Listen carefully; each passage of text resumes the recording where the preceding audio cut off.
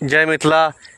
हम गुंजन ठाकुर अखन अहाँ सब देख रहल छी मिथिलाक आवाज। अखन हम मधुबनी जिला बेनीपट्टी प्रखंड के नवकरही गांव में छी और बता दी कि अखन जे छै से मिथिला में किसान सबके खेतिहर मजदूर सबके खेती करे के लेल बड़ा प्रॉब्लम दिक्कत आबि गेलैया। कहू बता दी जे वर्षा तो हो नहीं छे, लेकिन सिंचाई विभाग के कोनो सुविधा नहीं दिल गेलैया। किसान के सिंचाई के कोनो प्रबंध नहीं छे।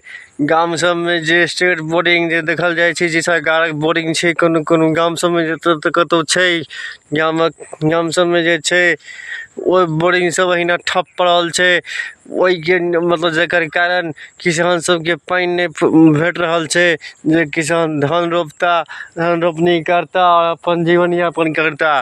किसान सबके मिथिला क्षेत्र में किसान सबके वही पर निर्भर छे, जे खेती करब, धान रोपब, किछ अपने राखब, किछ मतलब जे छै से अहाँ के मालिक के देबन, जे बटैया करे छे से जे मतलब किछ अपने राखब, किछ मालिक के देबन और भर साल धान के चावल कुटा के चावल हेते और तहन जे छै से अपने भर साल जीवन यापन करब।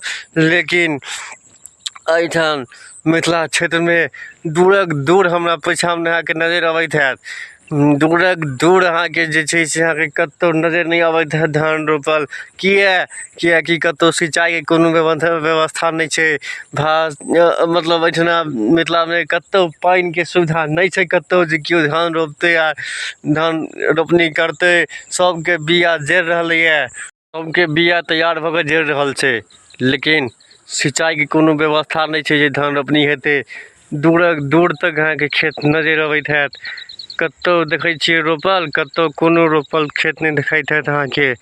सबटा पूरा हिना परती पड़ल छे से किया एहि पर सरकार किया नहीं सोच रहल छे। गाम सब में स्टेट बोरिंग पड़ल छे, ओकर सुधार किया नहीं कर रहल छे। कते गाम में बोरिंग सुधार छे तो ओकर नाला ठीक नहीं छे, जे लोग के किसान सब के खेत में पानी पहुँचते। नाला टूटल पड़ल छे, नाला के रिपेयरिंग नहीं करा रहलैया।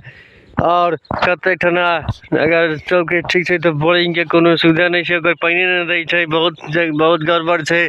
जे लोग सब के अपन किछ बोरिंग छे, सुनने में आयल किछ लोग के जे मना सेहो कर रहल छे जे बोरिंग चलबा लेल, लेकिन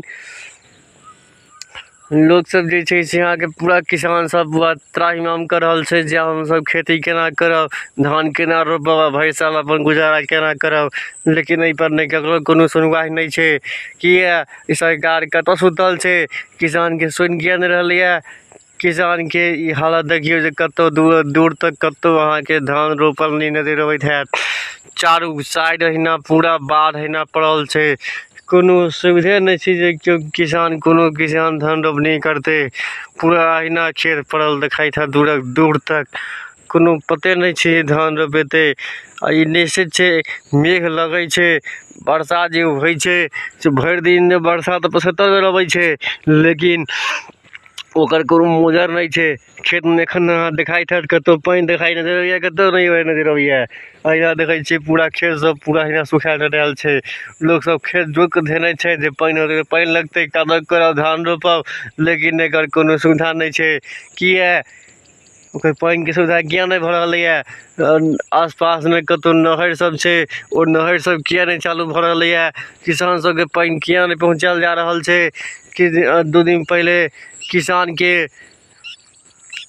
पहले किसानक जे रिपोर्ट छल वो दिलक है, चेतावनी दिलक है जे जल्द से जल्द अगर हमरा सबके पानी के व्यवस्था, सिंचाई के व्यवस्था नहीं करायल जाए तो हम सब सड़क पे उतर जाएब। तहाँ तो ओकर से कोनो गलत बात नहीं छे, और सही काज करते। अगर सरकार एहि पर ध्यान नहीं देते तो किसान के सड़क पे उतर पड़ते, रोड चक्का जाम करे पड़ते। तखने यदि सरकार के नींद खुजते तो तखने हेते। तो हम और किसान सब छे तैयारी में, जल्द से जल्द अगर हमरा सबके पानी नहीं पहुँचल खेत में तो हम सब सड़क पे उतर जाएब। सरकार के सुतल नींद के तोड़ब जे सरकार ई किया न देख रहल छै। इस पूरा जहाँ तहाँ रंग सब जे छै से यहाँ के कतेक रिपोर्ट मिथिला मिरर के रिपोर्ट सेहो आयल छल। अब वो जे छै से यहाँ के सब जगह सब रिपोर्टर सब जगह देखा रहल है। सरकार किया न देख रहल छै जे ई हालत छै मिथिला के, एकर किया न केओ सुनवाई लड़ रहल है। एकर सुनवाई के लेते, किसान के स्थिति के देखते, केओ सुनय ले तैयार नहीं छै।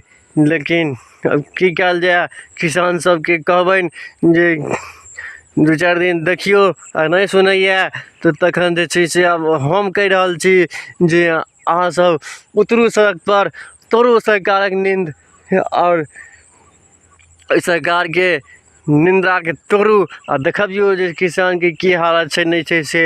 एकोटा पदाधिकारी नीचा से लऽ कऽ ऊपर तक केओ सुनै ले तैयार नहीं छै। किसान सब त्राहिमाम कर रहल छै पूरा मिथिला क्षेत्र में, कतौ कोनो पानि के सुविधा नहीं छै। के छै देखऽ वाला, देखैत है पूरा एकदम सुनसनाटा, कतौ कोनो धान रोपे कोनो प्रबंध, कतौ केओ नजर लोको नजर नहीं अबैत हैत।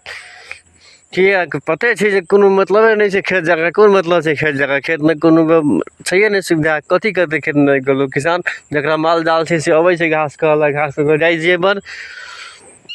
लेकिन खेतिहर मजदूर जे खेती करते, जे धान रोपते, से कथी कहलते। ई बात अहाँ देखै छियै स्थिति खेतक। तो हम ओहि किसान मजदूर सबके अब हम कह चाहब जहाँ सब जल्द से जल्द अब तैयारी करू। अगर व्यवस्था नहीं होइ छै तो तहाँ से तैयारी करू, उतरू सड़क पर, सरकार के निंदा के तोड़ू और देखबियो जे हमर सबके हालत केहन है। देखै छियै कतौ कोनो नहीं व्यवस्था दिखा रहल है। अगर किसान कहलकै या जे हम सड़क पर उतरब तो कतौ से गलत नहीं छै, वो सही कह रहल छै। अगर ओकरा दिक्कत छै, ओकरा परेशानी छै तो सड़क पर उतरते, किया नहीं उतरते। सरकार जहाँ सुतल छै तो किसान की करते, जरूर उतरते। उतरो किसान और दिखा दो सरकार के जे किसानक हालत। अवश्य उतरू अहाँ सब और देखबियो। हम रिपोर्टर होकर अहाँ सबके कहि रहल छी उतरऽ लेल, जे कि हाँ नहीं कहक चाही जे अपन पब्लिक उतरते, किसान नेता उतरते। लेकिन हम कहि रहल छी ई बात देखियो और किसान अवश्य उतरू। देखियो बहुत जल्दी अगर नहीं किछु कर रहल है सरकार तो उतर के सड़क पर उतरू। अगर सड़के जाम करके अगर यदि सुनते सरकार तो चक्का जाम करू। वीडियो के जे केओ देखै छी से आगाँ तक शेयर करियो, पूरा आगाँ तक सरकार तक पहुँचाबो वीडियो के, जे ई सरकार के जे स्थिति किसान के जे स्थिति छै सरकार सुने और देखे। और वीडियो के एकदम पूरा शेयर करू। तब तक हम गुंजन ठाकुर मिथिला के आवाज लऽ कऽ अहाँ सबके बीच, मिथिला के नवकरही बेनीपट्टी मधुबनी।